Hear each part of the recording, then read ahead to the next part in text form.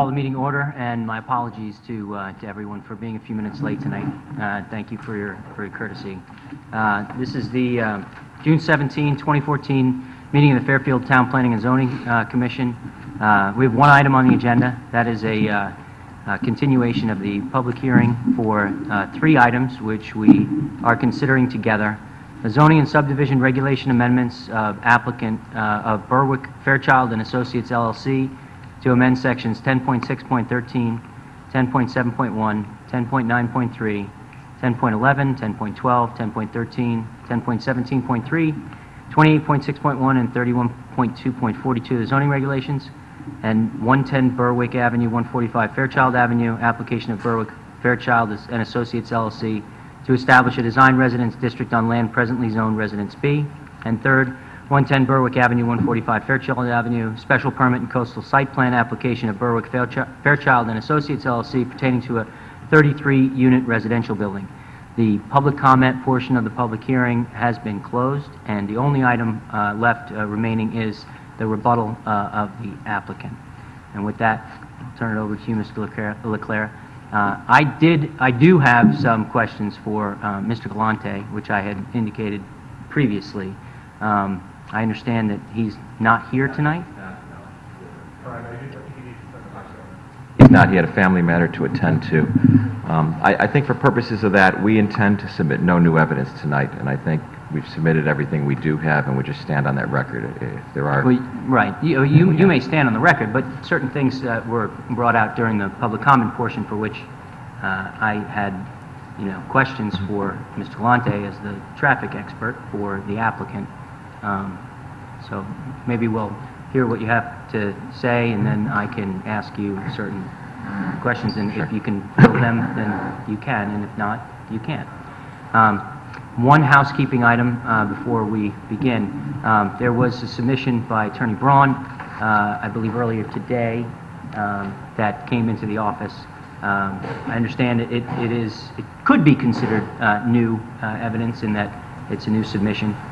There was some data from, I think, the NTE. And I understand you have an objection to that? We do, Mr. Chairman. We received this shortly before 5 o'clock today. One of the items was, in fact, dated a week ago, a report a week ago with additional data. I just think it's inappropriate for that coming in at this time. I'll talk more about the testimony in its entirety as to that gentleman who has submitted it, but essentially, we have a decision from the Waddell versus New Haven case. It's our Connecticut Supreme Court, 136 Connecticut 1, that specifically talks about the zoning board acting in a quasi-judicial capacity, often dealing with important property interests, and the denial of a right to cross-examine may easily lead to the acceptance of testimony at its face value when its lack of credibility or the necessity for accepting it only with qualifications can be shown by cross-examination. Our Supreme Court then goes on to state that all parties must be fully apprised of the evidence submitted or to be considered and must be given opportunity to cross-examine witnesses, to inspect documents, and to offer evidence in explanation or rebuttal. In no other way can a party maintain its rights or to make a defense. In no other way can it test the sufficiency of the facts to support the finding. I just think it's inappropriate at this time, and my clients think it's inappropriate for additional information to be coming in, especially with no indication last week that there's something else coming. This is a week old at this point, and we see it a few minutes before the close of business today. So that's our position on that. Very good. So your objection is noted for the record. It was submitted, so it will be received and stamped in, but subject to your objection as stated. So with that, we'll listen to your rebuttal, and then we'll go from there. Thank you, Mr. Chairman, and on behalf of myself and my client, as you know, this was a hearing began April 8th, continued to April 22nd, and then on June 10th and to tonight. As I indicated, I'm not going to repeat into the record anything that you've heard already. I'm not going to rehash the evidence. I'm submitting nothing new. We have nothing new to add.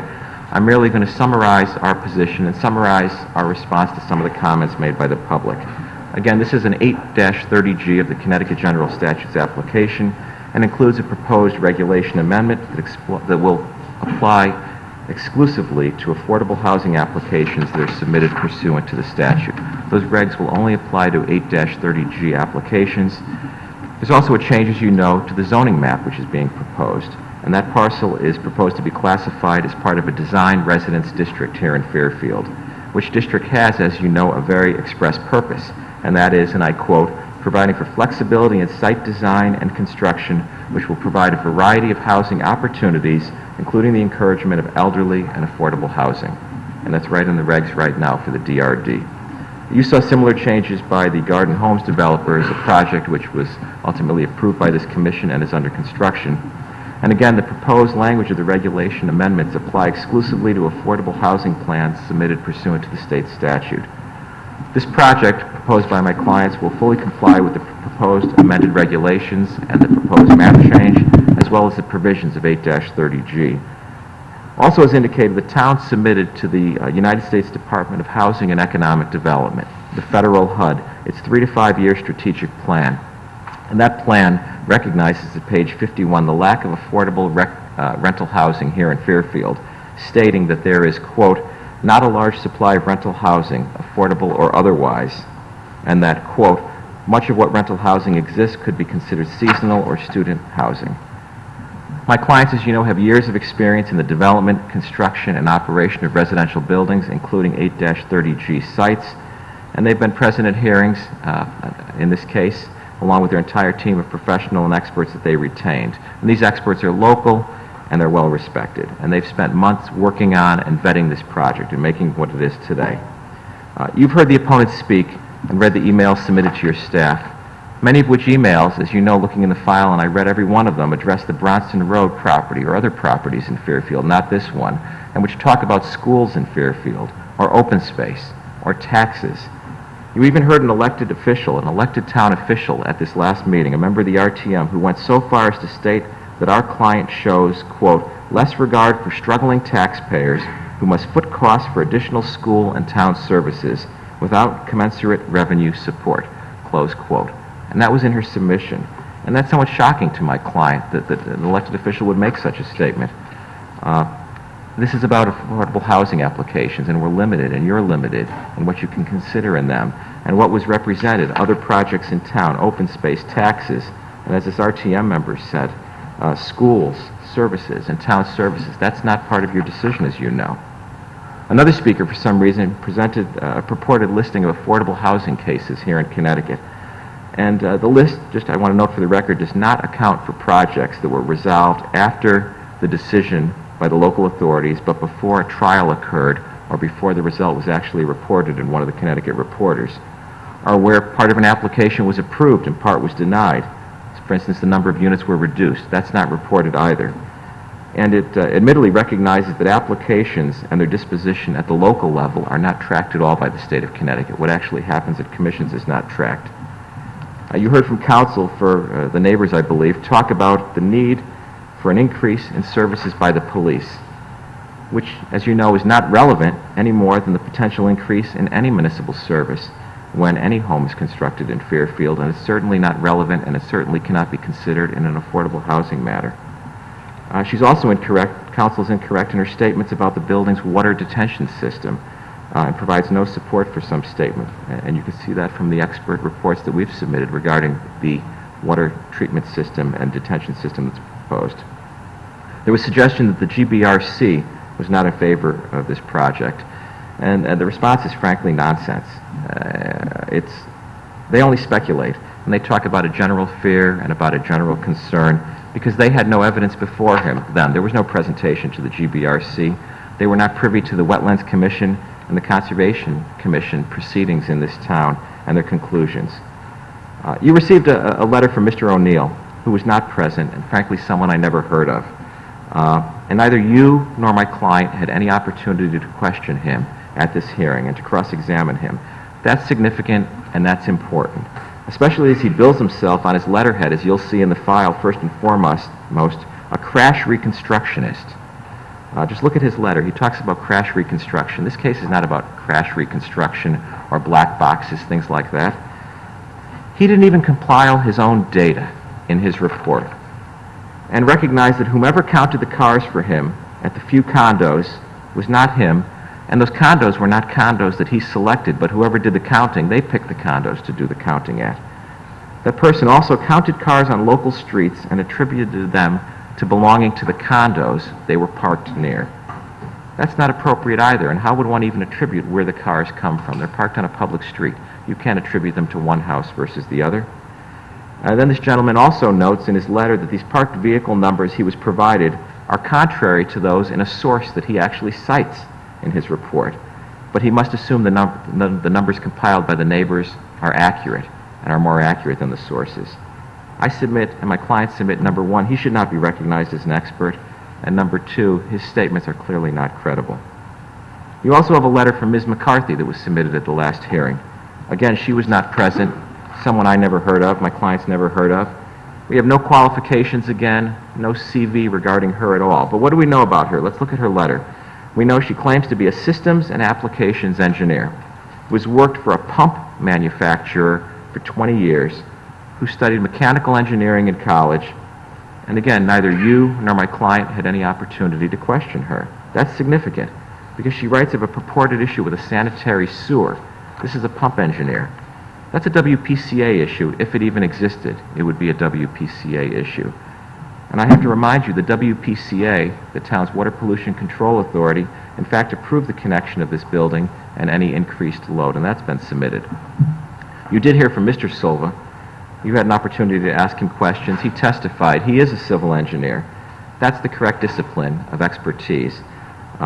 Ms. McCarthy also appears never to have been at the site at all if you look at her report and her statements. I don't even think she went there, but we can't confirm it by asking her because she didn't show up. I submit, again, she should not be recognized as an expert in any field, and number two, her statements are also not credible. And we submit many of the arguments that you have heard are merely pretextual and designed to discriminate against affordable housing. Just look at the file and look at the comments that I've spoken to about already. You've heard the experts, and you've seen in the record the Conservation Commission of the town of Fairfield approved the project. The WPCA of this town approved this project. Fairfield Police, in their initial review they did, had, quote, no traffic concerns. They were given the plans for this building. They were given the drawings for the building. They saw the parking. They know the streets. They saw the site plan, but they had no traffic concerns. Just look at the code review notes that you have. They were compiled after reviewing those plans and the building plans and the parking plans. And I submit that we appropriately addressed the points that they set forth in their recent submission when they were here in our initial presentation. For example, you should note, Mr. Galante, yes, I'm sorry, Mr. Chairman. So, on that note, so you don't believe that any further response to Chief McNamara's testimony at the public hearing? I'm going to come. I have an additional response to it. Okay. I understood you to be saying that that wasn't necessary. And No, I just no. wanted We need to put no more evidence on in response. I'm just going to comment in response. Okay. Our evidence is there on the record, Sure. All right. which has been fully vetted. Mr. Galante and Mr. Silva testified in detail. This is a fully sprinklered building. The elevation is well above the 100-year storm. It's not in the floodway, and there's no exit to the building in the floodway, unlike Garden Homes, which had the floodway actually moved so that it's now at the face of their building, up against their building. In the beach area, we have tides and we have wind-driven storms and flooding. And you have condos built on Reef Road, as you know, in the velocity zone next to the Sea Grape. And you have condos built on One Rod Highway that have been underwater for a week, that whole neighborhood following Sandy, as well as housing, rental housing all along the beach.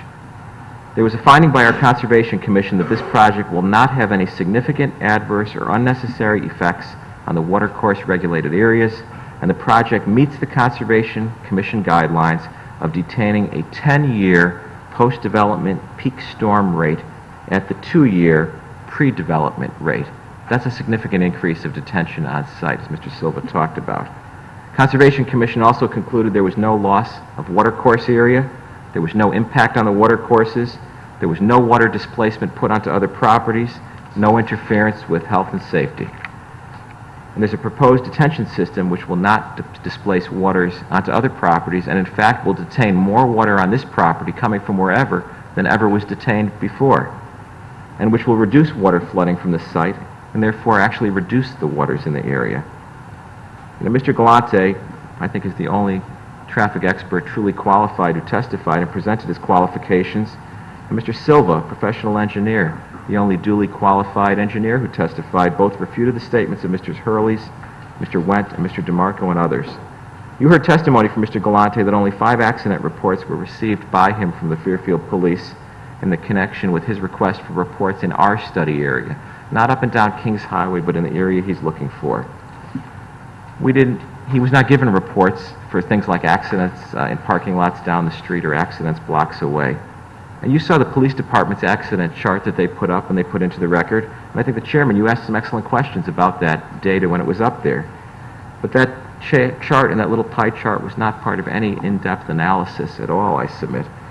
At one point they talked about 40% number for certain types of accidents. And if you look at that chart, it's only 14 or 15%. It's not 40% turning accidents. If you look at their own chart, you can refute that. But the chief, Mr. McNamara, and his comments were very interesting. He was first queried about a substantial safety risk, and when he was first asked that question, he didn't respond to the question.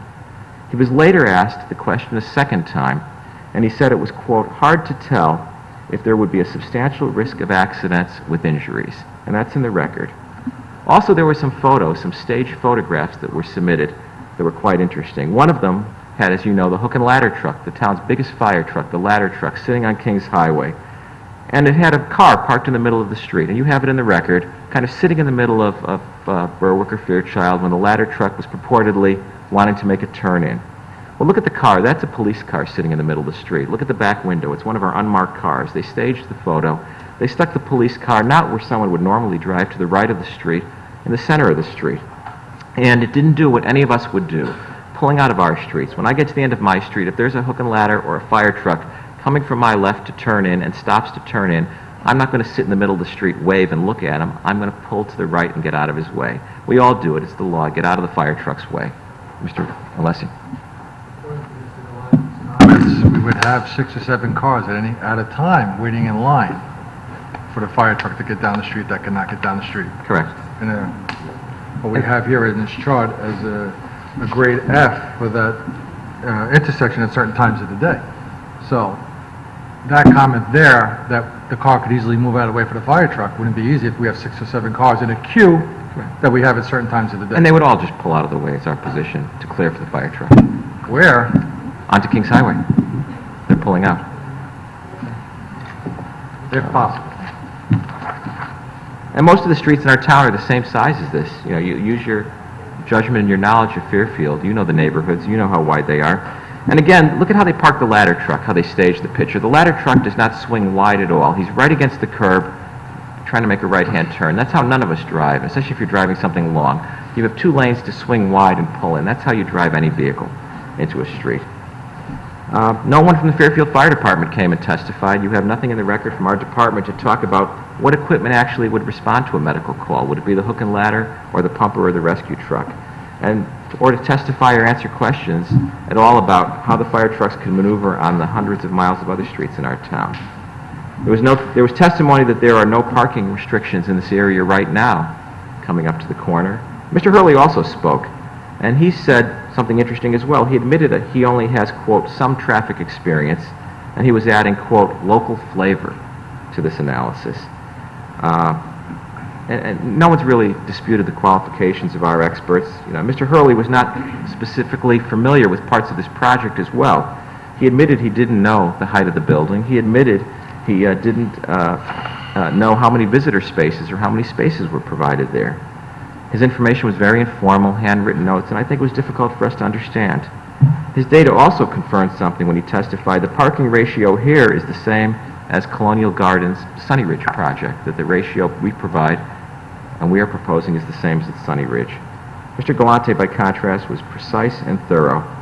And if you were paying attention, he noted, you know, and I know you were paying attention, and one of the residents, when presenting their testimony, confused the source data between the ITE and the analysis model from the TRB, and further confused Mr. Galante's comments about not accepting capacity results versus not accepting trip and parking rates.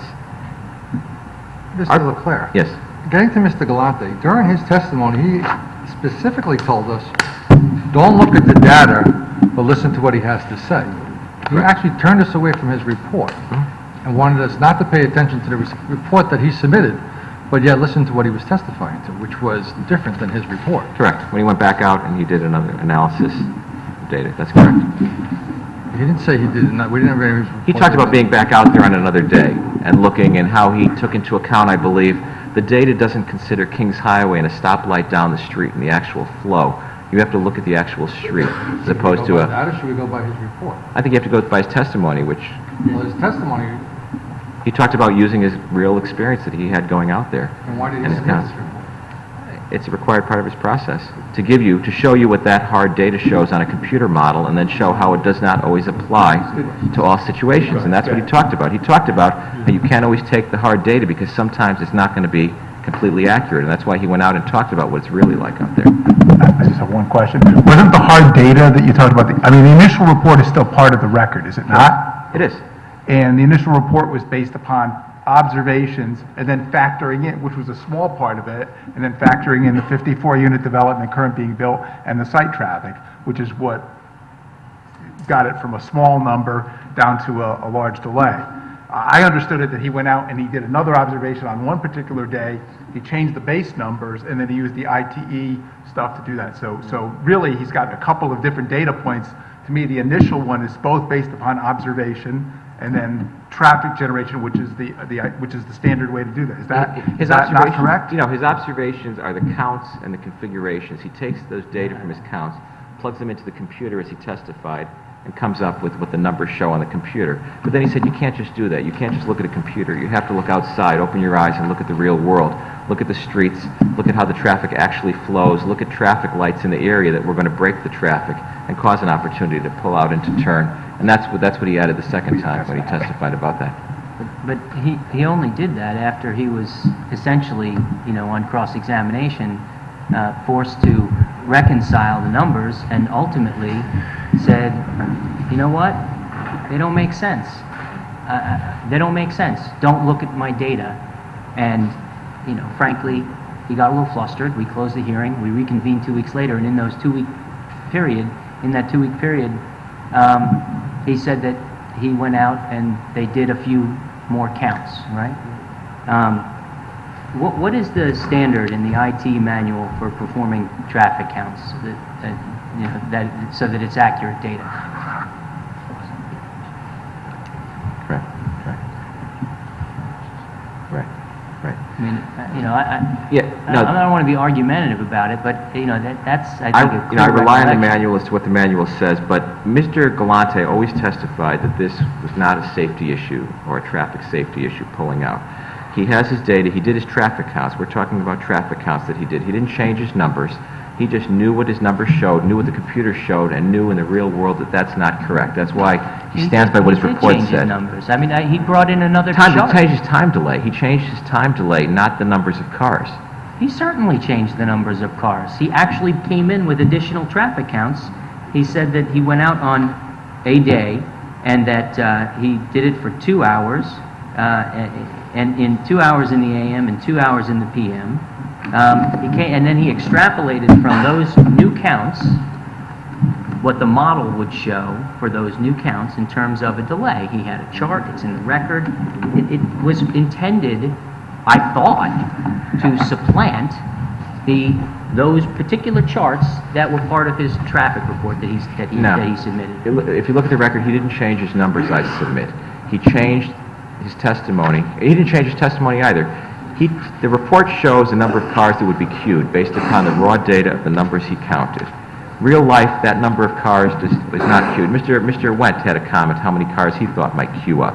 Mr. Galante said, no, you never get that many cars queuing up like the computer would like you to believe. And when he went out to confirm that, the numbers don't change, the number of cars don't change, but in fact, the delay time is not as the computer would like you to believe in real life when looking at that intersection. And because the delay time is less, you're going to have less cars queued up. That's what he said. You've been in many hearings, both as a member of the commission as well as an attorney, where Mr. Galante has submitted a traffic report such as this, right? Correct. It is not typically the case that he goes out and checks and goes and does a 2 hour in the morning and a 2 hour in the afternoon and comes in after he's initially testified and puts up a new chart with new counts and new extrapolated figures. Isn't that fair to say? No, because he didn't do new counts. The numbers are not new counts. He didn't recount the cars. he explained why you cannot always rely on the computer model. I think that's clear in the record, what he said and what he did. Okay, and I'll let it go. I mean, if That's- you're that's- actually that's- trying to tell me that Mr. Galante did not go and sit for, or someone from his office did not go and sit for 2 hours across the street from the intersection and count cars for 2 hours in the morning and 2 hours in the afternoon, and come in here with a chart and tell us what those numbers were, then we were at a different hearing. No, the chart was about delays. It was not about counting cars. It was about computing time of delays. He didn't change the number on the cars. He didn't say, oh, I said there was 100 cars coming out in my report, but there's only 6 cars coming out. No. He went out there and he watched the actual delay. The computer makes you believe there's a certain delay, or would lead you to conclude there's a certain delay. He didn't change the number of cars. The only thing he changed was the actual delays at the intersection, because in observation, and he testified about the traffic light a few blocks down at Brentwood, how that affects the numbers. I think the record's clear on that Okay. point. Are you aware that the IT manual says that counts need to be taken for at least 7 days in a row on a 24-hour basis to be legitimate? Whatever the manual says, I don't know where that's coming from, but whatever. I rely on what's in the record on this case, Mr. Chairman. Okay. The record is what it is.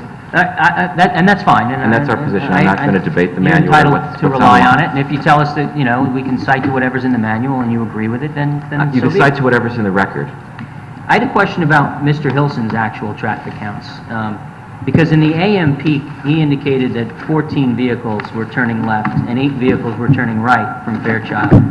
And in Mr. Galante's report, he says 28 vehicles are turning left. Why is there such a discrepancy between Mr. Hilson's report and Mr. Galante's report on that data point? Mr. Galante is the traffic expert, and I believe is the only traffic expert you have, and the only one you can rely on, and his numbers. I don't know who else did counts or how they did them. Well, Mr. Hilson was another report, which is part of the record, which was referenced by Mr. Galante in his report, okay? Because that was the expert for the traffic study that was for the other development. Correct. And things have changed since then. You have a development being built. You have people coming in and out for that. Well, his report ostensibly took into account the fact that it was being built. He relied on Mr. Hilson's report in his report. And the two have a very different count for a specific data point. One has 14 vehicles and one has 28 vehicles. Why Mr. Galante got more, those are his data, that's his count. He did not, that's why he didn't rely on Mr. Hilson. He pointed that out in his report. To be fair, he had to show what the report was for the other project, but he did his own report. He considered that to see what that data would show, and his numbers are higher, so he actually went with the higher numbers, not the lower numbers that someone else reported. Why Hilson got lower numbers, you'd have to ask him, I don't know. Okay. But, when confronted with the higher numbers at the public hearing, Mr. Galante backed away and said, you can't look at the data anymore because it doesn't make sense. But that was about the delay. The delay. That's not about the data. He didn't say you can't discount the counts. He's talked about the delay. Isn't that data? No. You don't think that the delay, numbers in seconds, is data? You don't think that the chart that reflects the computation of number of cars and time and delay is data? Well, how do you want to define data? What I'm saying is, how are you going to define data for the question? We have counts and we have delays. And if you want to call both combined data, yes, but Mr. Galante, I'm not going to agree that Mr. Galante said you can throw the data out the window. That's a mischaracterization, because if you define data to include counts and delays, then I will not agree. If you define data to include counts, I'll tell you no, he did not say throw the counts out. If you define data to only include the subset defined as delays, then yes, you heard his testimony. You cannot fully consider that on this site. You have to go out and look, which he did. Okay. So you'll agree that he changed his report and his testimony with regard to the delays, but not the traffic counts? Correct. Okay. Are you aware that Mr. Galante testified recently in his opinion on behalf of the Darien Zoning Commission that a ratio of 1.5 spaces per unit were needed for a similarly situated affordable housing apartment complex in Darien? I have nothing in the record to that effect, so I cannot comment on that. Okay, it's a reported decision, so it's but you're not aware of it. I was going to ask Mr. Galante about that, this evening, because his opinion with regard to the parking here is very different from his opinions in that case, and it was pretty recent and very similarly situated. But you're not aware of that case? I have no comment on that case, nor awareness of it, nor is it part of the record.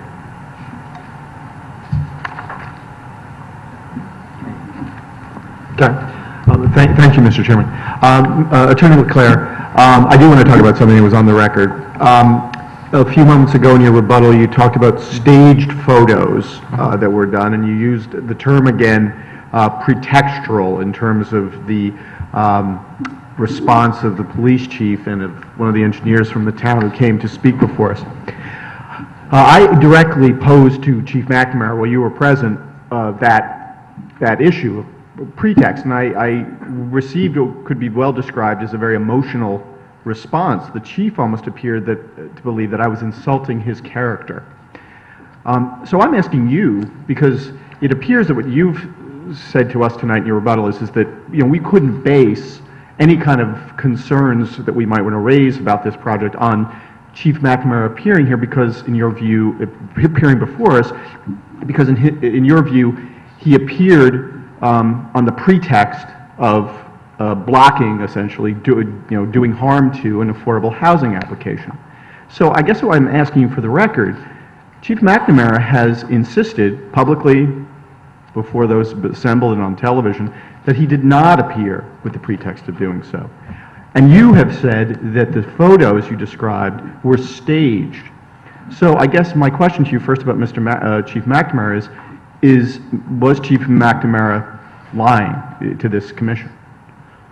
In your view, I mean, was he lying that he appeared before us without pretext because he was alerted to something he was concerned about and believed that we had to know about that? You seem to indicate that he was acting on the pretext of blocking an affordable housing application. I talked about pretext, about comments made by the public and things submitted by an RTM member, and I talked about staged photos. Right. Clearly, and you can interpret the purpose of them any way you want. No, I'm asking the you. chief testified. No, and what I I'm have- saying, I don't want to argue with you, Mr. Leclerc. What I'm saying to you is if I am going to, however I decide, I have to weigh expert evidence in the record, and I can't accept the evidence of Chief McNamara if it's pretextual. In other words, if Chief McNamara didn't come down before this commission and the public and didn't give me what I believe was truly his expert opinion, but rather he was just flailing and trying to come up with something to block an affordable housing application because people are upset with him. So I'm asking you, is that what you're saying when you talk about staged photos with an unmarked police car? Was Chief McNamara not speaking in a manner that I could trust as an expert witness? I'm trying to understand that. I'm not calling the chief or his comments pretextual. You're not? I said he staged photographs. The department staged photographs. Okay. That's undisputed. Okay. No, so I guess the answer to the question is that you wouldn't characterize Chief McNamara's testimony before us as an expert who took 2 levels of ITE training, traffic engineering training, and he didn't appear with us on a pretext. You wouldn't characterize it. I'm not making a statement, nor am I confirming he's an expert. I don't concede he's an Right. expert either, for the record. But I will not submit that he had some pretext. I can't prove he had any Okay, pretext so, for what all right. I don't even know if he took the pictures. Someone in his department clearly staged photographs. No one from the fire department came to testify about how they would pull in the street. All we know is the fire department was there. They had the cones lined up around the trucks. They were called there not for an emergency, but for posing for photographs. That's a staged photograph. They stuck a police car in the middle of the street to show the fire truck couldn't pull in as opposed to off to the side. You have that picture. That's a staged photograph. It is what it is. That's the No, point I'm making. I just want to ask a question. The term staged photograph, it also could be a demonstration that was photographed. What I'm saying is the term staged, if you were going to do a demonstration, any exercise, you would have to stage an exercise, That's correct. wouldn't you? That's correct. So I would have to only have a staged photo. And I would think also it would be very unusual to catch a fire engine and a car just on the spur of the moment. That's not the issue. The issue is Right. not the fact they were staged, but how they were staged, how Right. they were positioned. A truck that did not turn wide to pull in, that pulled its wheels right against the curb, as you see in the picture. A police car that did not pulling out of a street, but stopped in the middle. A vehicle that did not get out of the way of the fire truck to show that one would pull to the right when the truck wanted to come in. So That's what I'm talking about. I understand staging completely what photos. you're saying. So I shouldn't be concerned about about the staging of the photo. It's No. the question of your concerns related to how it was set up. And I have to make this. That was my point, was how they were staged. They staged them, but how they put the vehicles Okay. is what's So- significant. right. You have They to could've stage a staged- They demonstration. could have staged them differently, put the police car to the right, brought the smaller fire truck and make the turn from Jennings Road in, or So, make the turn okay. wide coming in. So is it your opinion then that the police staff that were involved in staging the demonstration were in fact acting in a manner to attempt to block and to impede the proceedings in terms of fairly deciding whether or not this affordable housing application should move forward? I'm merely commenting that the evidence is before you, and you have to look at that and answer that question yourself. What are those photos depict? I understand that, but You have to make a determination as to Right. if that's no. sufficient to base your opinion in this case. Okay. Based And- upon how they were submitted to you. Okay, one last question, Mr. Chairman. Mr. Hurley also testified before us, and again, I asked the same question of Mr. Hurley. You mentioned in your discounting of it seemed apparently that you were discounting Mr. Hurley's testimony, because again, we have to, as you know, having been through this on this side of the table, that we have to weigh evidence, not evidence that we need expert evidence. Now, Mr. Hurley, again, established for us credentials of ITE certification, and he also, just as Mr. Galante, as you just mentioned, wanted to look at this with his own eyes. Now, he did, and described offering local flavor. Again, we're going to have to kind of assess where we feel about this. But he also was asked, did he come down before us to speak on the pretext that he was looking to impede an affordable housing application? And he again said, no, that was not the case. And I So agree. again, you would acknowledge that, again, that this testimony as well, in your view, Justice Chief McNamara's was not, in your view, pretextual, that he, as an honest town government employee, came down, was alerted to the concern, and looked at the issue by the commission, right? Again, I never suggested that he had any Okay, great. pretext as well. And my apologies then for misunderstanding. I thank you. Mr. Chairman, thank you. My questions are done. Commissioner Jacobson? Actually, Commissioner Albert, Great, terrific. Commissioner Barron's. See how close we are? Yeah, I just want to go, I just want to confirm a couple things. Sure. Attorney Leclerc. Mr. Galante referenced Mr. Hilson's report, which had, I have the report, delays with the build of the units that are currently, which are not built yet, so nobody can go out and, Can't count this. assess that as a current condition, anywhere from 161 to 200 second delay on that one. Mr. Galante's report indicated existing conditions, which he has full support for, of 74.2 second average delay, afternoon peak, which goes to a no build, which means just to 143 seconds. The big difference there between the existing and the no build is the Fairchild Garden Homes development. And then the build he had is 202 seconds. And just to be clear, the numbers you're talking about are the new numbers he came in, and they're not from his original report, right? No, those are the original report, that's the model. Oh, That's okay. the model. Those are in the original report. They're in the full report with the full support and all the data. And then they're in the new report also. That's what the model. I just want to say, the only thing that changed in terms of averages observed, according to this report, is that Mr. Galante did a field survey on April 10th, 2014, one day, and he observed the existing delay as less than what he had previously observed, 26 seconds to 74 seconds, and then everything else is estimated, that the words there is estimated. So that is what, the difference between the two reports. It's Correct. a different observation and estimates still based upon a model, a computer model. Is that correct? Well, no, his first report is actual counts based upon a computer model. His testimony was then he went back and did actual observations of the delays. That's not a computer model delay, that's his Right. visual delays. Right, he's got each delay in there, somewhere in that report, he actually has every car and what the actual Correct. delay was. I do. Yeah, that's not a computer model. I thought you said it was a part of a computer model. No, but the computer model is what Counts. takes it still. I mean, that's a new count. That's Regardless. my point. He Yeah. counted those cars. There's Yeah. a record. He went out and he looked and he One said, day. car He number saw the one, car- car number two, car number three. To say that he didn't actually count those cars, I think is disingenuous. Well, of course, he counted them to compute the delay. Thank you. But that's, but you said he changed his data.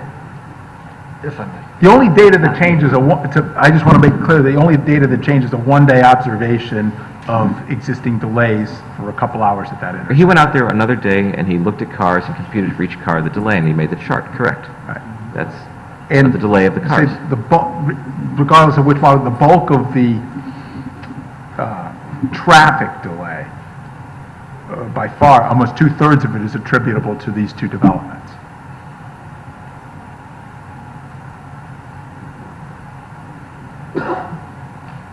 That's what his model says. So Okay. I guess my point, Mr. Lewis, is that, you know, we talk about actuals or anything, really, almost all of this traffic is based upon estimates because the traffic is not there yet. Whatever anybody has testified to in terms of experience, in terms of narrow streets, in terms of anything, there's still two-thirds of it that hasn't been experienced yet by Mr. Galante's traffic report, based upon these homes. You're going from 74 seconds to 202 seconds. Today is 74. 2 developments later, you're at 202. That's, I just want to confirm that's what the data Whatever the record, says. whatever is in the record. Whatever's in the It record. is what it is. Okay. And then my last point is that I did ask Mr. Galante at the first hearing about the delays, and I said the 202-second delay, and the 100 or so times he's testified before this commission, is that the largest delay? In Fairfield, he could not think of a larger delay. So I just want to make sure that, you know, he did note that he seemed to be an extreme number, and perhaps that's what necessitated him to go out again to do another report. I wanted to ask Mr. Galante, in the time he's been testifying before our commission, has he ever gone out and done another report during a hearing? And I don't know that you can answer that.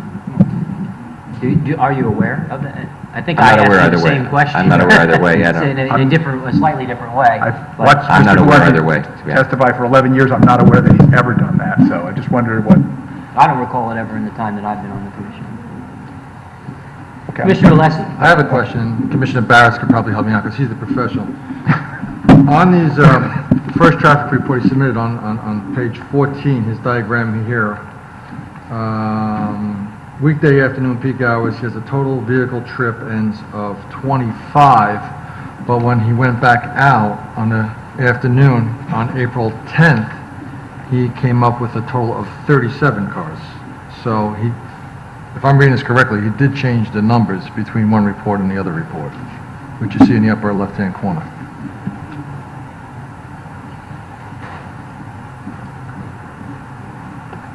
The left turn, 25? 5 to 6, left turn 20, right turn 17. Yeah. And on chart 14 of his traffic report, he does show 25 vehicles in the same hour. 4 to 5, well, one is 4 to Am I 5 and reading one that is 5 to 6, is that not correct? Well, one is 5 to 6 and one is 4 to 5, yeah, but either way, the numbers I think are different than the numbers that are submitted in the traffic study. Okay. Where he has 12 there. This is afternoon, vehicle delay, Fairchild Avenue, Thursday, peak hour. And I'm looking at this one, weekday afternoon, peak hour. You want to take a look at it? Yeah, didn't bring my... Are you looking at the delay per car number?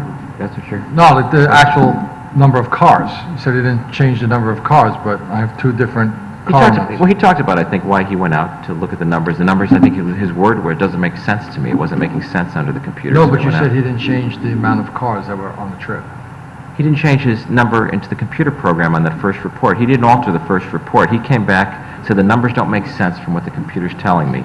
He went out and looked at actual numbers and actual delays. So he That's why he count- submitted the additional information But to he say, counted- this is what it really looks like. Whatever those numbers show is that's what he really saw that day. But he did, but he counted cars on both occasions, correct? We had to count cars to Okay, compute but I'm delays, saying sure. in the book, we have 25 vehicle trips. On his one that he went back out in April, we have 37. He saw more and he saw significantly less delay at the same time, correct? I don't think he showed significant delays in the queue, which we asked him about, and that's when he had said to me, don't trust the data, Correct. go with what I have to say. He says it's not going to happen, but his data does say that there could be a queue of 3 or 4 minutes, No, it doesn't. That's... 3 minutes at a time. Six The cars in report, queue. I stand by our reports. It's- Okay.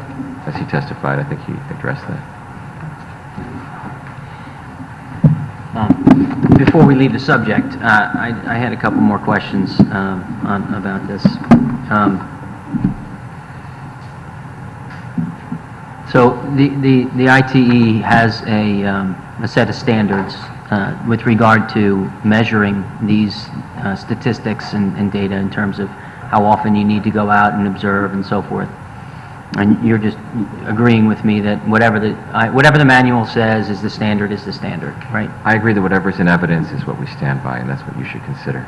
Okay. Well, if Mr. Galante was here, then I would ask him specifically about how many days you need to count, in order to meet the standard under the ITE. I mean, are you resisting that the ITE is the standard? I'm not an expert on the ITE. I'm just standing by what he put in his report when he explains what standards he does, how he computed his numbers. That's a thorough report. We stand by that report and his discussion of the methodology and the actual compilation of data and analysis in his report and his supplemental report and his testimony. Do you dispute that the ITE manual contains the standards by which the report is supposed to be generated and governed? I would let the record stand as the record has been presented. You can't answer that question, yes or no? I stand by the report that's been submitted and its analysis of the ITE. And you're unwilling to adopt that the ITE is the standard? It contains the standards? I adopt the testimony of our expert.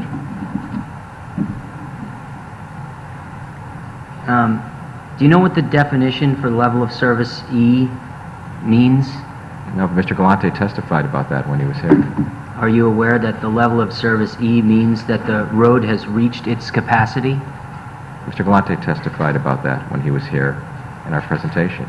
Okay. Are you aware that the definition in the ITE for level of service E means that the road has met its capacity? I will accept what you're stating. I have no reason to dispute what you're stating, but I'm not accepting it for purposes. I'm not testifying and I'm not submitting evidence on that. The record is Are you what it is. suggesting that I can't ask you questions about your interpretation of standards and the application of the law to the facts in the case?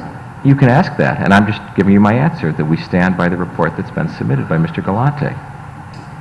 He discussed this in depth about level E.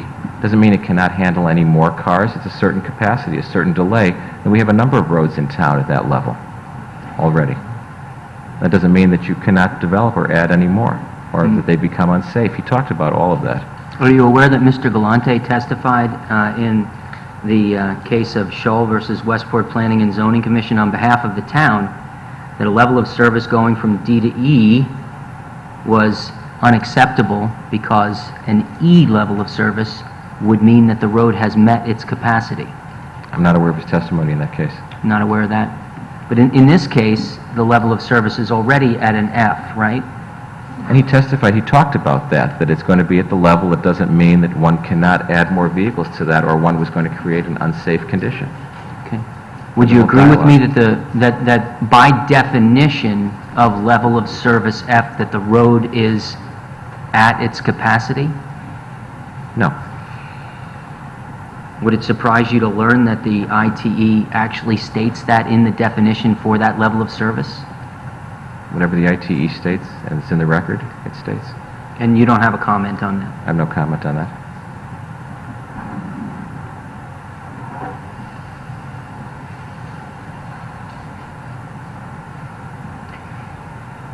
Now, Mr. Galante's report doesn't include any pedestrian counts, right? I don't believe it does, no. Are you aware that the Hilson report that was submitted in the Garden Homes application actually included pedestrian counts? I didn't analyze that report, Mr. Galante did. Did you review the Hilson report?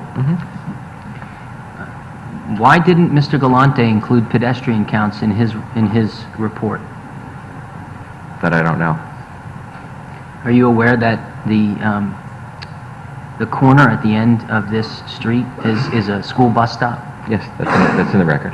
And that pedestrians frequently walk this street to get to the bus There stop? was testimony about that, correct? Right.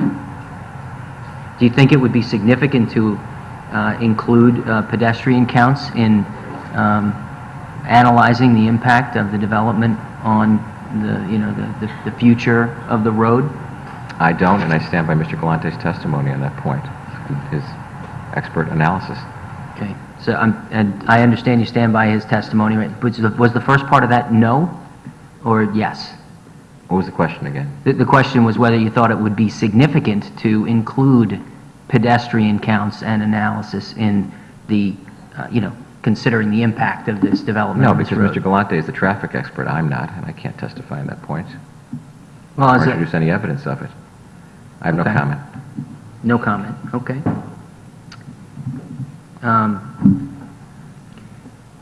So given Mr. Galante's prior testimony that 1.5 parking places per unit would be an appropriate number for a similarly situated affordable housing and apartment building in another town, do you think that we can or should consider that in deciding whether the lower number of parking spaces proposed here is appropriate?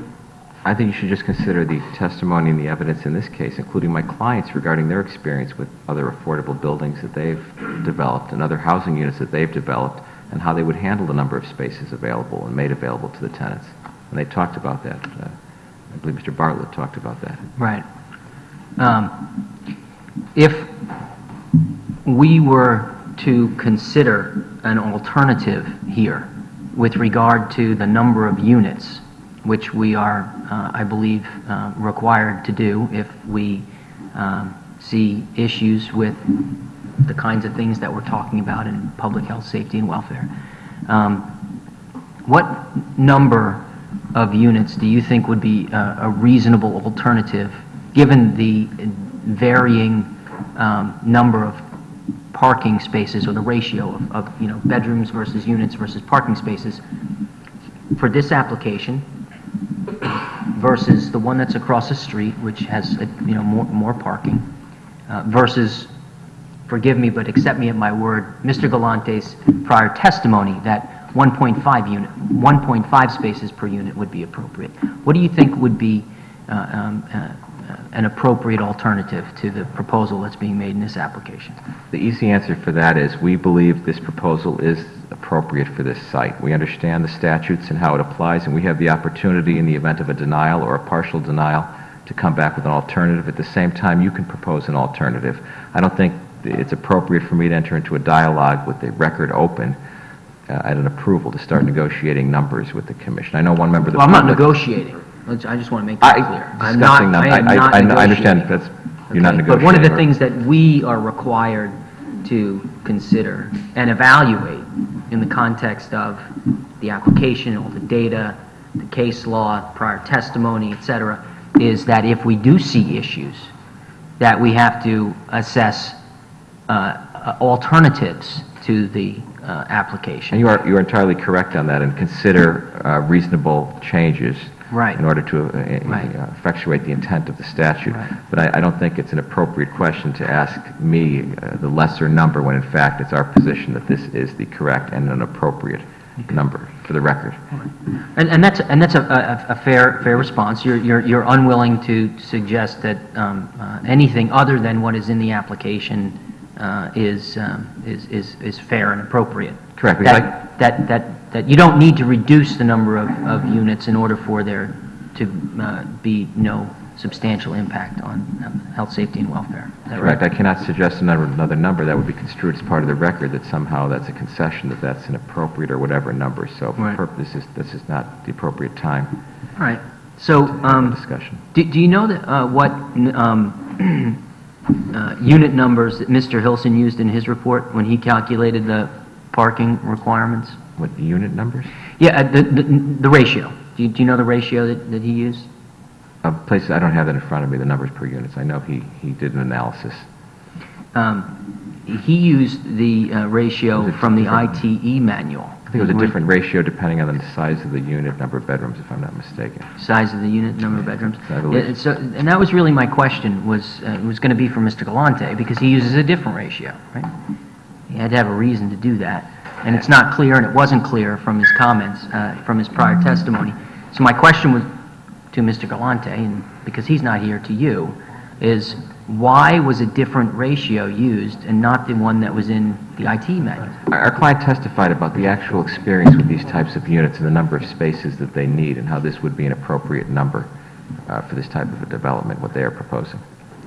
Are you aware that the manual says that one occupant is expected for a studio? The IT manual? No comment on that. Are you aware that the manual expects 2 people for a 1-bedroom unit? No comment. Do you believe that it would be reasonable on that basis to conclude that 4 people would be expected for a 2-bedroom unit? I do not. You don't have a comment, or you don't think that's reasonable? I don't think that's reasonable. You don't think, even though the ITE manual says, okay.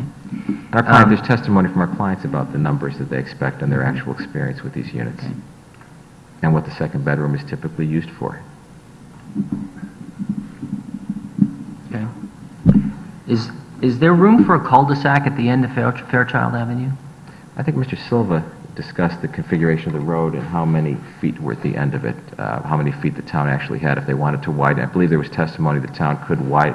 Fairchild or Borough? You said Fairchild? I said Fairchild. Fairchild, not Fairchild, that there is more room at the end that the town could widen out, I believe. Widen or create a cul-de-sac? Well, I don't know what the route, I don't know how many feet you would need for a cul-de-sac. They can make it wider, I believe, was the testimony.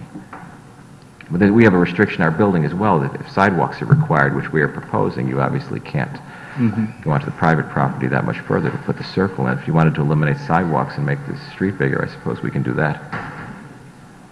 Well, I don't know that I would want to be eliminating sidewalks to create more of a hazard, considering that there's some testimony that there's substantial pedestrian traffic on the street. And that's why we put sidewalks in there, because they're required, and that's why we're proposing them. We're not proposing to do that, but Yeah.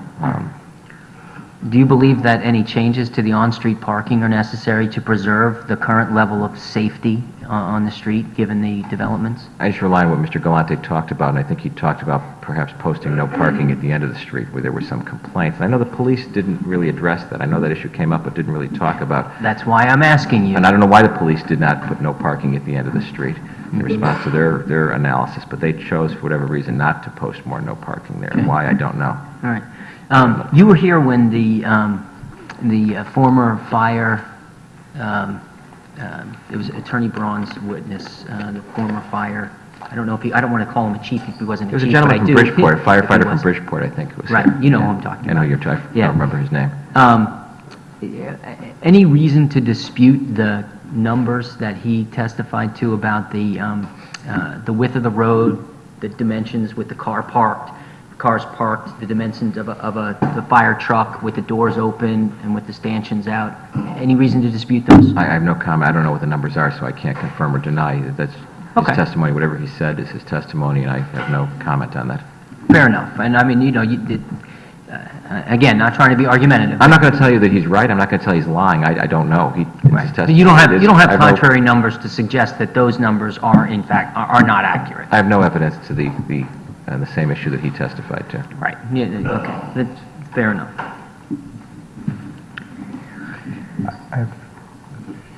Commissioner Francis?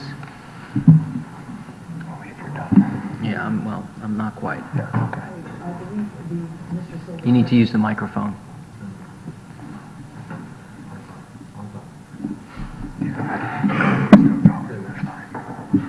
I believe Mr. No.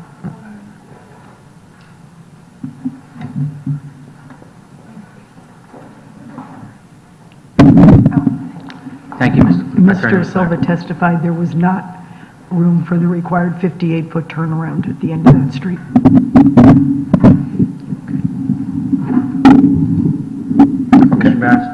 I'm sorry, I didn't know if you were through, Mr. Chairman. I just have a quick question, Mr. LaCroix. It's actually not that quick, but it's one question. Going back, you started to go through the chronology of this hearing, and I think I would like to see this hearing, just personally, completed tonight. I think you would, your clients would, the public who's had to sit through 4 nights of this would. So just going back, on April 8th, you made your presentation. On April 22nd, you concluded your presentation. After that, we heard from some of the public, some, including Chief McNamara and Mr. William Hurley, who both testified to traffic and safety concerns. My question to you is, why was there no public hearing on our next scheduled meeting on May 13th? On May 13th, That would have been our next meeting. We didn't have a meeting that night. Can you tell us why we didn't? I have a think we meeting? had a witness unavailability. And who was that witness? I don't recall. One of our witnesses.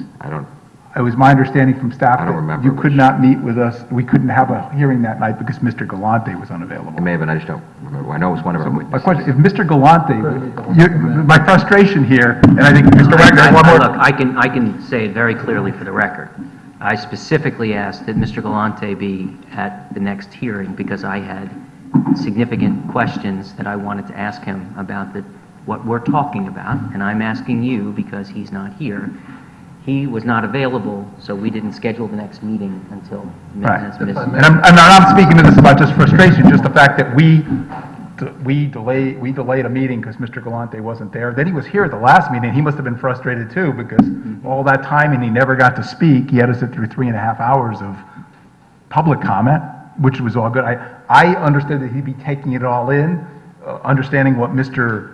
Chief McNamara said, Mr. Hurley said, and then part of the rebuttal would be maybe some response to that, but the only response I'm getting tonight is that you stand by his record, what he submitted, which was before we got all this input from town officials, engineers, and the public. So my frustration is that Mr. Galante isn't here tonight, and that, I guess it's not so much a question, just pointing out that we actually missed a meeting to wait for Mr. Galante, and he's not here. He testified more than once, Mr. Galante, if you recall. Twice. He was at Right, the he was at second two public different hearing. meetings and he testified. Right, he was at the second That's correct. public, right. No, that's absolutely the case. And we were scheduling a subsequent meeting specifically to have him in attendance because I, as the commissioner, made the request because I knew that I had material that I wanted to cover with him, as I assumed others did if I did. And we scheduled it specifically because he would then be available. He was here, as Commissioner Barrett's correctly notes, last week, and when we talked, we scheduled this hearing as the conclusion, specifically in part because he would also be available here tonight. So that is a level of frustration. I mean, I'm not, minimizing that at all, but I mean, would you, is anything that I just said not correct? I mean, he testified twice. The meeting was continued. We had it so our whole team would be here to listen to the public comment. Yes. And he's not here tonight. Something has come up and he's not here this evening, correct? I mean, it does appear that what we have here then is just, you're going to, the answer is we're going to simply have to weigh the experts that we were presented. Attorney Leclerc made clear that he was not in any way impugning the reputation of Chief McNamara, Mr. Hurley, et cetera, and he did not view them as appearing here in a pretext, pretextually at all. So we'll have to go ahead with looking at what Mr. Galante has offered for the record, what Chief McNamara and Mr. Hurley has offered, and make our decision and act accordingly. I agree, which is why I went through my questions with Attorney Leclerc, and he rested on the record. So, and he's entitled to do that. If I may, for the record, I believe it was 2 meetings that we put off during the month of May because he could not attend here during the month of May. But at the second hearing in May, he testified on behalf of a different case.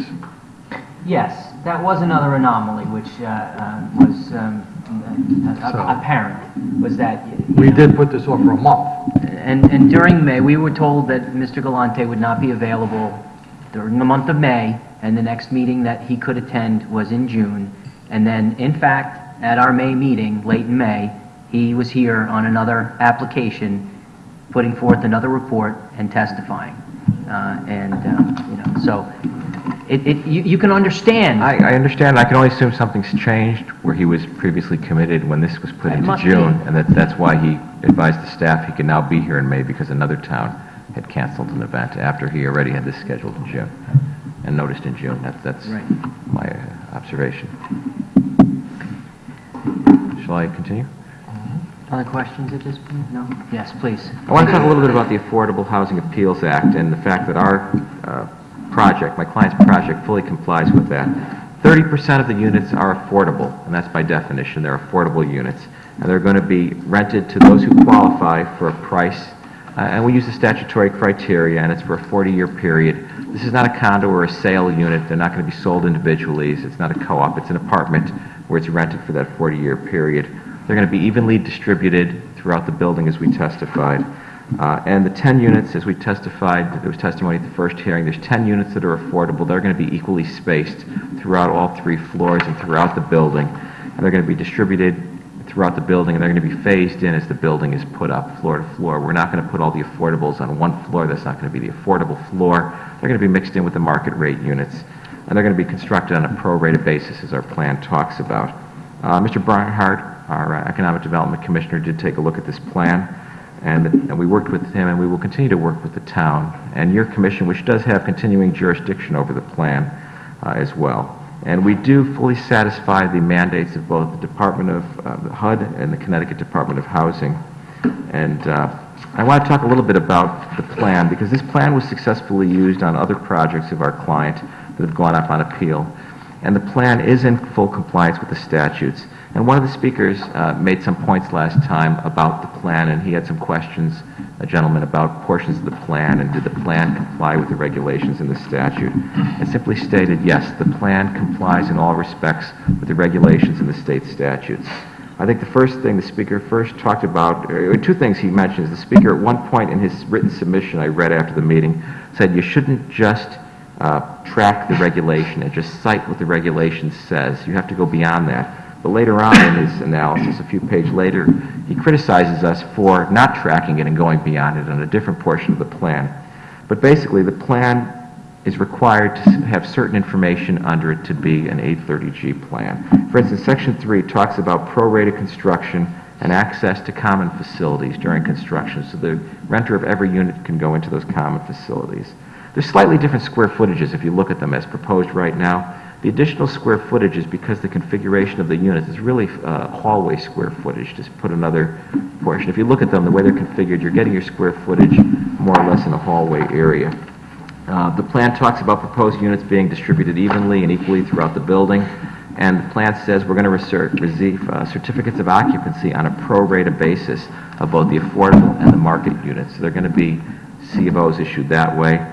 But we are allowed, and this is important under the plan, to change the designation of units. So we don't have units that are affordable that will always be affordable. It can't work that way in a rental building for good reason.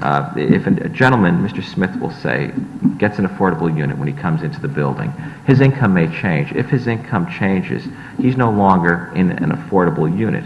So the intent of the statute is not to take what was an affordable unit and it suddenly becomes market rate for as long as Mr. Smith stays there. No. When that happens, when we find out at the renewal that Mr. Smith got a raise and is not qualified to be in an affordable unit, the next unit that becomes empty when someone leaves, dies, moves out, that has to become an affordable unit, whatever size it may be. And that's under the plan. That's why there's some flexibility. The units are going to change designation of affordable or not, because we have to watch the incomes of people, and my client has to watch that over the 40 years. And the courts have rejected, contrary suggestions. This is how the courts have accepted it and how it's done. Written certification. There's a concern raised that there's no way that a seller, purchaser, lender, or title insurer can get a written certification regarding the project. Well, that's not true, because we have our client or its designee is available to provide the information, but the information won't have to practically be provided because there won't be any purchasers, sellers, lenders, or title insurance companies, because we're not selling the units.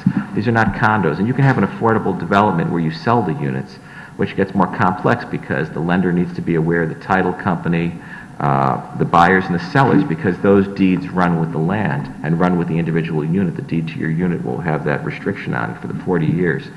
And we have those in other towns. In Fairfield and on this proposal, we don't have that because these are rental units, so there is no purchaser seller. My client owns it, and they're the ones building it, and they are the landlord. And that's the role of the administrator. So even if someone, for whatever reason, did want that information, that's why you have an administrator and an owner. Section 5 of the plan requires the administrator to annually report to this commission in compliance with the plan. That's actually part of our plan, where we will come back to you, or we could come back to you on request on a yearly basis. And we comply with the statute in that regard. We provide the commission, my client provides this commission the description of the available units, the eligible criteria for the potential renters, the maximum rental fees, the availability of applications, the availability of units. That's all reported annually.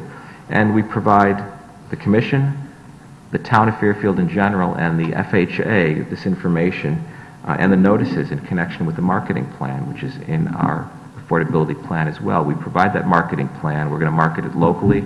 We'll market it along with the housing authority.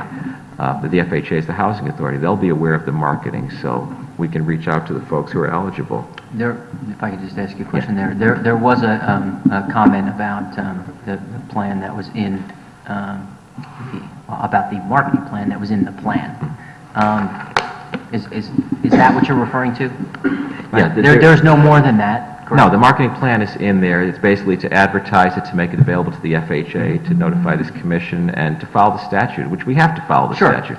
I just want to be do it. clear that we're not talking about something different or other than No. what is as an exhibit in, It's- in the it's- plan. It's within the plan, that's correct. Yeah, another question. You mentioned in your preliminary remarks about the plan that this was something that your client has used in other facilities, and something about appeals. Has this plan ever been tested in court? In other projects, this particular plan was not challenged. No one challenged this plan or raised any issues with the plan. I believe because it's in full compliance with the statute. Sure. And And it's you consistent with you other made plans that. we've seen for other projects. It's Sure. consistent with that. But Well- this plan specifically was never, there was never an appeal involving the terms of this plan. Right, okay. No one ever took an appeal saying the plan is improper because it Right. did that, to answer that question. That's No correct. court has looked at it and judged it to be in compliance or not in compliance? Yeah, there've been appeals, but no one has even raised on an issue in an appeal that something is wrong with the plan or improper. So when you mentioned that it had been part of projects that went on appeal, Correct. those appeals had to do with issues other than the plan? Right, no one ever raised an issue on the plan, so that's why Very good. I believe it never had to be raised. And Commissioner Francis, you have a question on that? I'm sorry. No? The availability of the units, not... Sure. And he's covered that. Before we Yeah, move they're gonna- forward to another section, why don't you ask your question? Become available? Will the units be available to the low, very low, extremely low, or income, or all of the above? It's the 80 and the 60% numbers as we put in the plan. Those- And how often will your administrator monitor, once a year, the income of the... Well, every time renters? a unit comes up for, I believe it's an annual certification of the rent on these units, an annual certification of the rent, and annual leases. So every year we have to look at that on a unit to make sure that they stay affordable. That's the intention, and that's what our client does on its other projects. You can't just let someone come in as affordable and then say, good, we're done, next 40 years, rent it to anyone. You have to look at that person every year. That's what I was talking about, where, if you came in, Ms. Francis, as affordable, you're a young worker in town, you're qualified for an affordable, you get a raise, you're working up the corporate ladder. Your unit may no longer be classified as affordable. So my client has to make the change the next year, watch the next unit that comes available, and that has to become affordable, and it will become affordable. Otherwise, it's not in compliance with the federal requirements. And that wouldn't be fair to wait for you to move out. That's not the intent of this. It's to keep those 10 of 30 units, 33 units, always affordable at all times. Commissioner Alessi had a question on the plan also. Attorney Leclerc, from the piece that was submitted into evidence from Mr. Rivera, the applicant's marketing effort is vague and incomplete. Then it goes on to say, HUD tracks this in its programs and requires developers that have unrented affordable units for 6 consecutive months to engage in an accelerated advertising campaign. Can you just tell us for a second what yours would be? If necessary, they will do more aggressive advertising. In their experience, they've not had that problem of renting units and finding people. There's quite a demand for affordable units. There's a huge demand. If you ask the Housing Authority, there's such a demand, they just frankly close their lists. If you call up their office anytime after hours and you'll listen and they'll say the list for pine tree or the list for trefoil, Well, they it's have- just do they have- closed. they- Don't even try to. Do there's you not know even what a they've list. done in their past at their other complexes to show what an accelerated marketing plan is? I don't, but they'll comply with the law as necessary, the federal statutes. It's not their incentive to have empty units, believe me. If there's an affordable unit, they don't want an empty unit. They raise no money for anyone. No income is coming in. And they'll work with the town, they'll work with Fairchild Housing Authority to make sure. And they have to work with the Department of Housing in Connecticut and the Fed, HUD, because they're under their oversight. And as you know, HUD's not shy about getting involved in these types of projects and is there and will get involved if they sense there's any issue, or if you raise an issue on manual certification. HUD is watching over them all the time, as is the DOH, to make sure that it's done properly. And this has not been an issue in other projects. This commission in Section 18 of the plan is given the enforcement. You retain jurisdiction as a municipality and as a zoning commission. You could delegate that if you choose to. There's a provision the commission can delegate its oversight responsibility, but otherwise it maintains it. and it's an annual reporting to you where you could see this information and can ask these questions to make sure this is affordable as it's proposed. And will remain for 40 years. And the plan, the marketing plan, again, we track what's required by the regulations and what's required by the statute under which those regulations are promulgated, and we're in full compliance. And, the regulation 830G7A3 provides that these are guidelines. These are the guidelines. They're not even strict requirements. They're the guidelines, and we are 100% in compliance with the guidelines on that plan. And, Well, is it a guideline or a requirement to demonstrate the detailed compliance that includes the location of the affordable units? The reg actually, if you look at 830G7A and 3, A in parentheses, Right. 3 in parentheses, provides the regulations and procedures are guidelines and not requirements. Guidelines. They put some flexibility in there so that you have some flexibility in your marketing and what you do to actually make the intent of 830G have effect. Mainly because you're going ahead for such a long period of time. This is our plan. It's got to be for 40 years. So we have to make this work. Things may change in how you market these over time, but it gives you that flexibility, as maybe we don't have newspapers 20 years from now or 30 years, whatever else comes along. But we have to. It has to be a living document. We'll have I an think that's why they apartment do building, that. though, won't we? What's that? We'll have an apartment building, though, won't You have we? In 40 years. have a what? An apartment building. Apartment building. But 20 years from now, if we don't have a paper, we still have to market this thing, and we You can't do. advertise in the Connecticut Post. So this gives us the flexibility to do whatever, Yahoo News or whatever's out there then to advertise this. So again, we are complying with the statute and the regulations, and our plan does comply. There's a suggestion also there be some kind of a monthly tracking of units. There's no requirement and anywhere in the regulations, federal, state, or otherwise, or statutes to do that. And, if there had to be monthly tracking, I think the federal statutes or the state statutes have to get changed by the legislature, but that's not required anywhere right now. And I don't believe there's a need to even do that, given the 830G and the state and federal oversight. And again, this is affordable and it remains affordable, and it will have a restriction that runs with the land that my client can't just sell this building next week and thanks for letting us build a building. It's not affordable. It doesn't work like that. There's a deed restriction which complies with the law as well.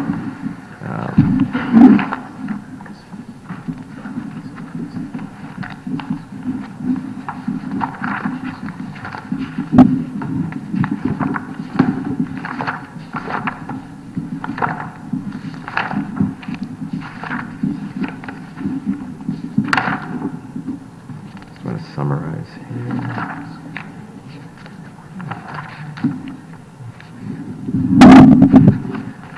Again, on this plan and this project, who benefits? It's the community, the Fairfield community that benefits. We have income limits, as we had testimony and evidence. For an individual, it's the 80% guideline that Ms. Francis was asking. The 80% guideline for 2014 is $44,750 for that individual. So these are people, and we talked about the people that are benefiting. These are our kids getting out of college, looking for somewhere to live. The elderly, many of whom, as you know, are seeking senior tax relief because they cannot afford big houses. They're looking for these units. And young employees of the town. We had, I talked about some of the people working, whether it's conservation or public works or different jobs that qualify as candidates for this affordable housing. They add vibrance to the community. They are part of the fabric of our community. And that's why we have affordable housing, and that's why our client wants to develop this project under those statutes to provide the opportunities to these individuals. Again, my client, and I thank you for your attention and your dedication and the many nights you've spent on this project, and ask that you approve this application. Does anyone else have any questions? Attorney LeClaire? Commissioner Corcoran, please use the microphone. Mr. LeClaire, at the end of the April 22nd presentation that you made, you said that you had considered all the safety issues. And I don't remember hearing anything about the effects of being next to the highway with exhaust fumes and air pollutants. Yeah, Is there anything in the record on that? Yeah, it's nothing new that we've submitted. There's no additional information we have to submit about that. I have nothing to add further about that. We've considered. I don't remember hearing anything at all. Was it considered? Yeah, each unit has its own HVAC unit. There's not a central unit. There's one unit controlled with the necessary filtration. So if that's a concern, people will be running, can run those with the filtration. Like anyone else on the street or any of the neighborhoods, I live against the highway too. My street borders 95 too, and we all have the same issues in my neighborhood. We're directly against it, just like this project. And that's... Okay, but I mean, I guess... We comply with there's no regulations on point, there's nothing we'd be in violation of by building there. There's no health or safety regulations. Right, I guess my concern is though, if we were considering all health and safety issues, I mean, you can have a health and safety issue without having a regulation about it. Correct. It still could be something that you would be concerned about. And we don't believe there's any evidence that there would be any by constructing at this location. Did you measure the noise level abutting the highway so that we know that there's no health or safety issue? No, and I don't believe there's any evidence that there would be. There doesn't have to be evidence, there just has to be a measurement to say that... No, you have a there building isn't. next door that is in fact as closer than this that's being constructed right now, the Garden Homes building. Yes, but that has no bearing on your application. I think it does. I Absolutely don't- it I don't does. think That's it an would. affordable housing unit that was approved by this commission. There's been no My evidence, there's question been no is, expert testimony that there's so any you're health saying issue. you have not measured the noise level to determine whether it falls within Fairfield's standards for noise? Fairfield does have regs regarding noise. We have not, and there's been no evidence presented by anyone through code review, and the health department reviews this as well, that there is any health or safety issue regarding noise. There's nothing in the record suggesting to the contrary. Understood, okay.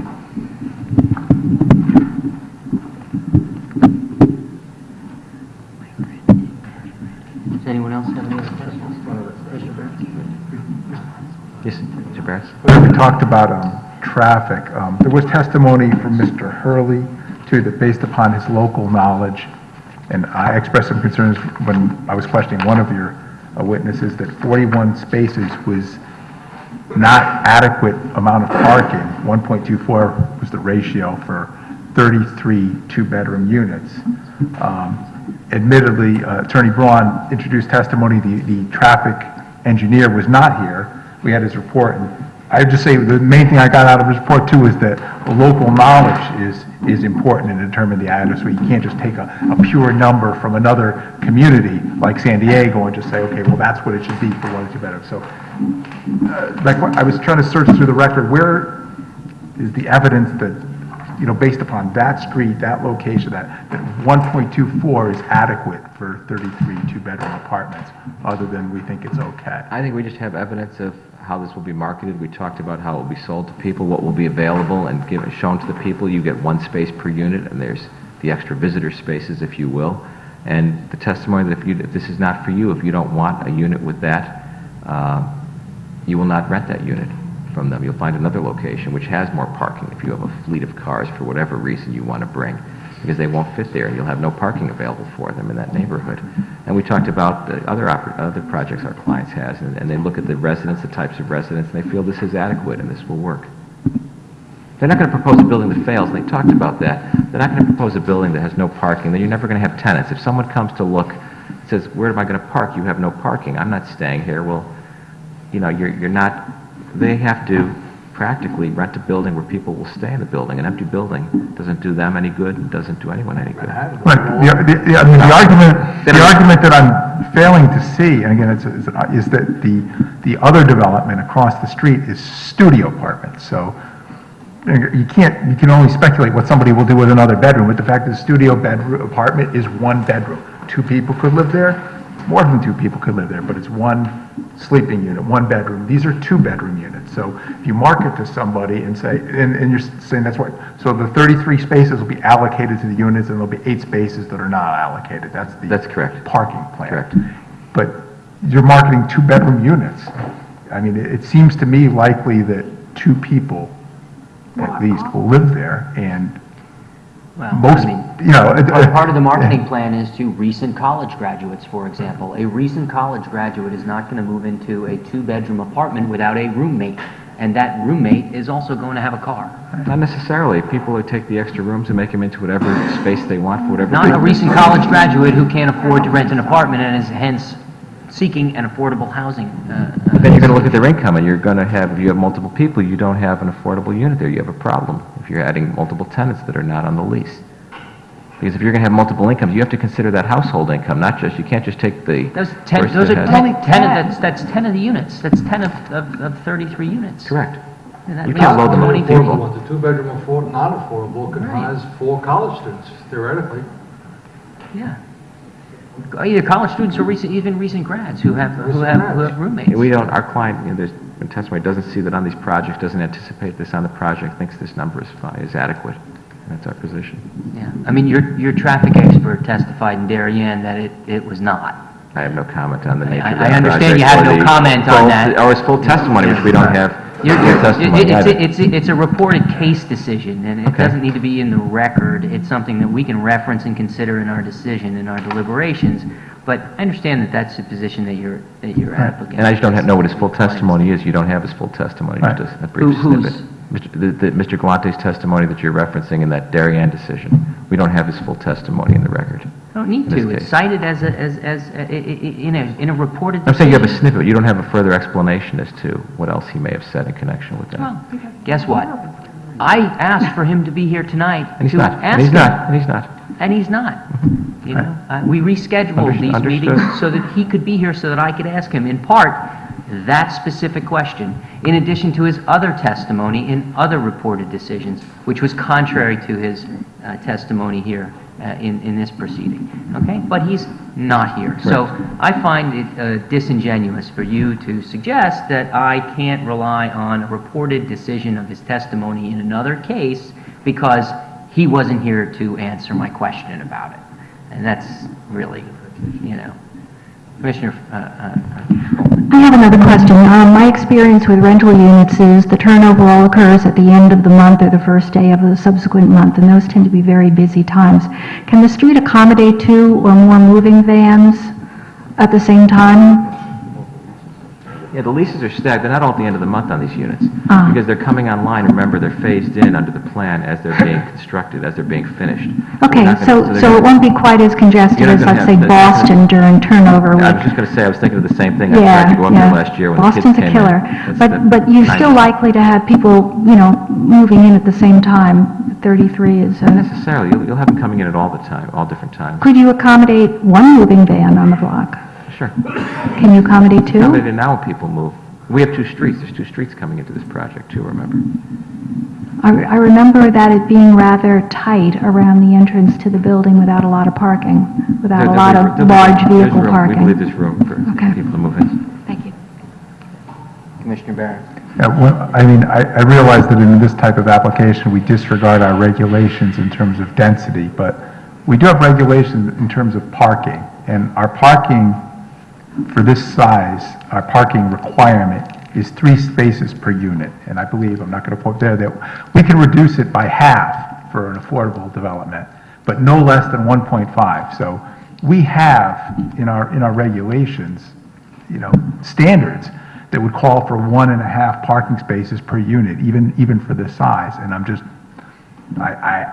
very concerned based upon the testimony that I heard from the police and from the neighbors about the existing situation of the parking on the street, that unless 50 or more spaces are provided, that there's going to be an overflow of like at least 9 cars on the street based upon what we see. And this is based on, numbers, based upon our regulations, based on testimony. So I'm still asking What the rationale? what the rationale is for 41 spaces, other than that's what we could fit, and that's how we're going to market it. I don't see evidence on the record to support that that's adequate. I see evidence to support that that's not adequate, And- or it's expected to be not adequate. And their own traffic engineer said that we need to take into account the personal observations of those on the street, and that's why he went out and made his own personal observations, so we're entirely within, we have to take into account all that testimony that we heard from everybody. So if you have nothing Okay, I more have to nothing- I add have on nothing that to add. point, I'm finished. And if okay. you're debating or what you... I was giving you an opportunity to I have nothing- jump on something. And I thank you, Mr. Chairman, and I have nothing to... No further I have no rationale for the further- calculation. I have no further comment to add other than what we've already presented in the record and articulated. Anybody else have any questions? No?